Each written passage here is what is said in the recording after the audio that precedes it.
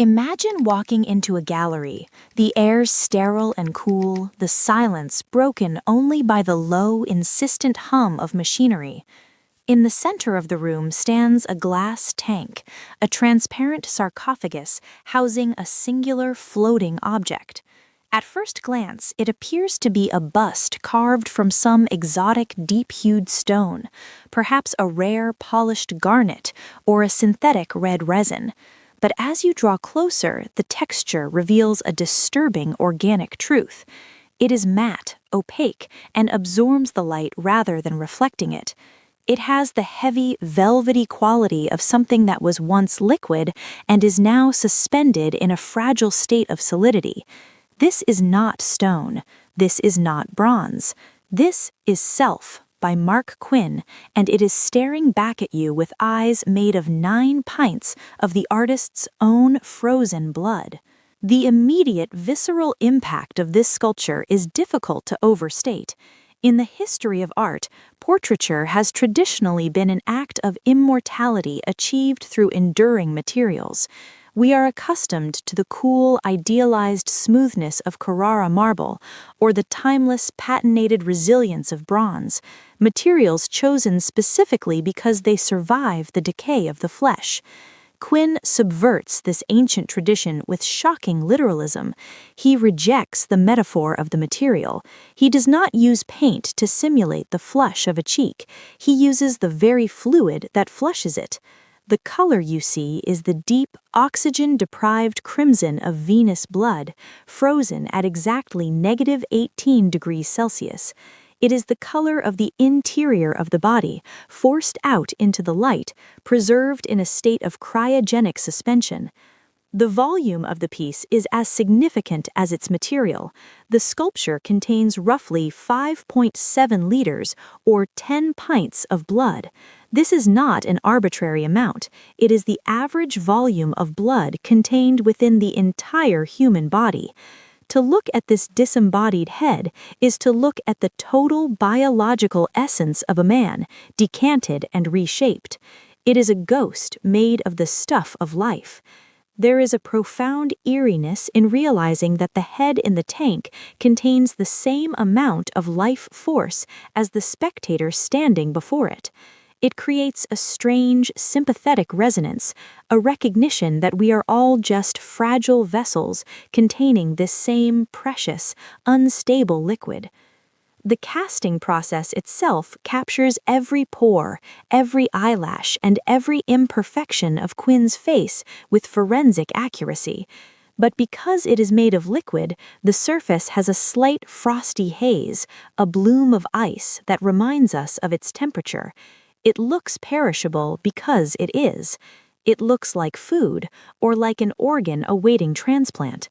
This object exists on the razor's edge between art and medical waste, between a masterpiece and a biological hazard.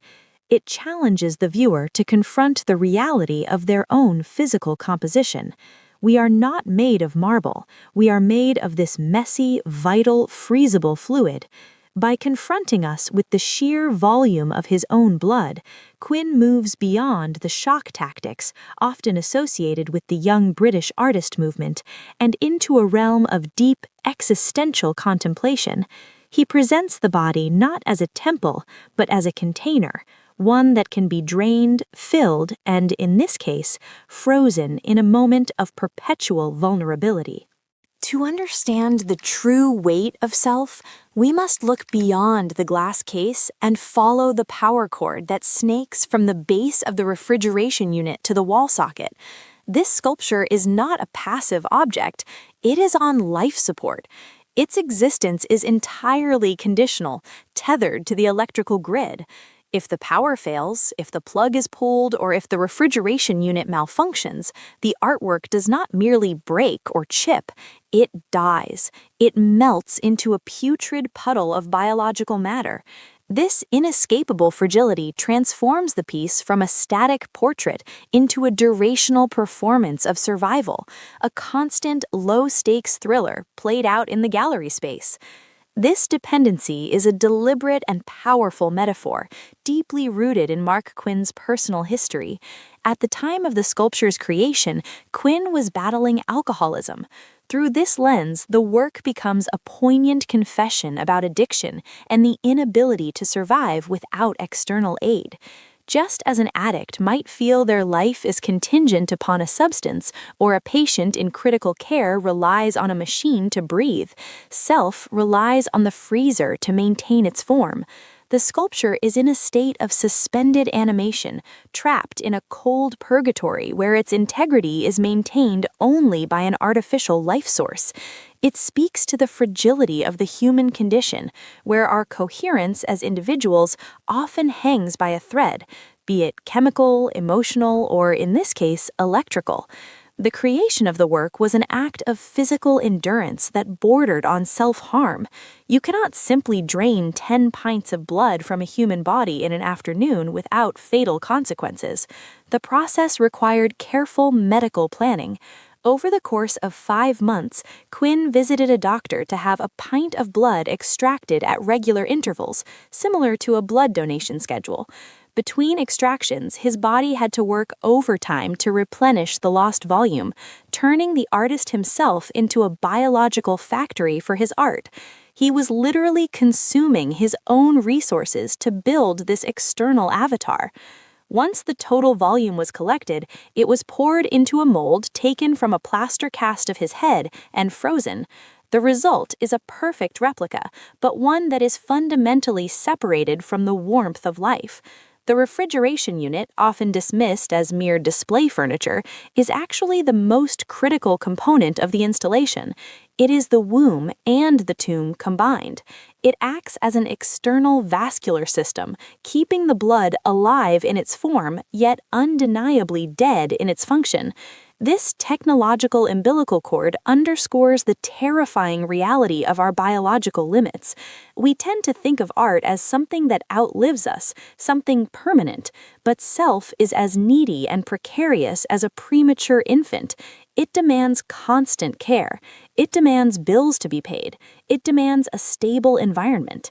In this way, Quinn forces the collector or the museum to become a caregiver, entering into a contract of stewardship with the artist's bodily fluids. It is an uncomfortable intimacy, a burden of responsibility that redefines the relationship between the viewer and the art object, shifting it from passive admiration to active preservation. There is a persistent macabre myth that surrounds self, a story whispered in art circles that adds a layer of tragicomedy to its history.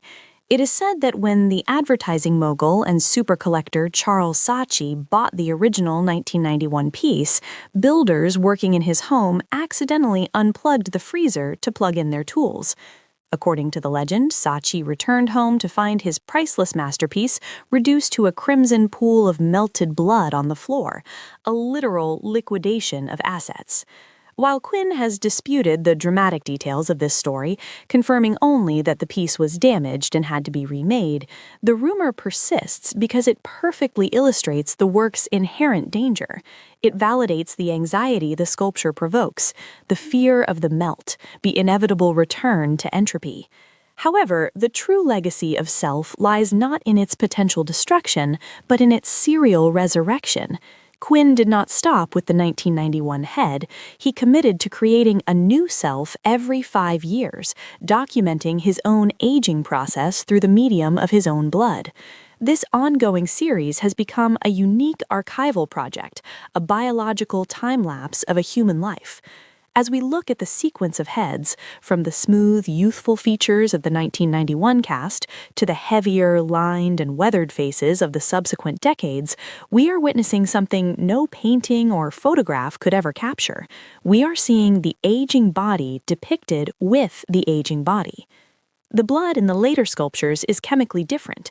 It carries the markers of the artist's changing diet, his health, the toxins he has ingested, and the very passage of time in his cells.